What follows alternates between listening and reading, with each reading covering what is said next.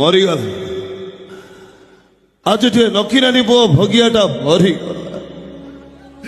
ଦୋଷ ନ କରିବି ସେ ଦୁନିଆ ଆଗରେ ଦୋଷୀ ହେଇଗଲା। ହଉ ଏ ଦୁନିଆ ମତେ ଦୋଷୀ କହୁ କି ମଣିଷ ମରା କହୁ, ମୋର କିଛି ଦୁଃଖ ନାହିଁ।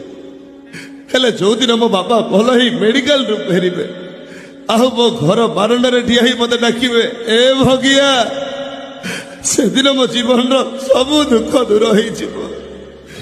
ଆଉ ମୁଁ ମରିଗଲା ପରେ ଦୁନିଆ କହିବ, ଦୋଷ ନ କରି ଯିଏ ବାପ ପାଇଁ ବିନା ଦୋଷରେ ଦୋଷୀ ହେଇଗଲା, ସେ ଆଉ କେହି ନୁହଁ, ସେ ନଖି ନାନୀ ପୁଅ ଭଗିଆ। ଆଖିରୁ କାହାର ଲୁହ ଝରି ଗଲେ ତାଖି ହୁଏ ଅଦା, ଭଲ କାମ କଲେ ଭୁଲ ହେଇଯା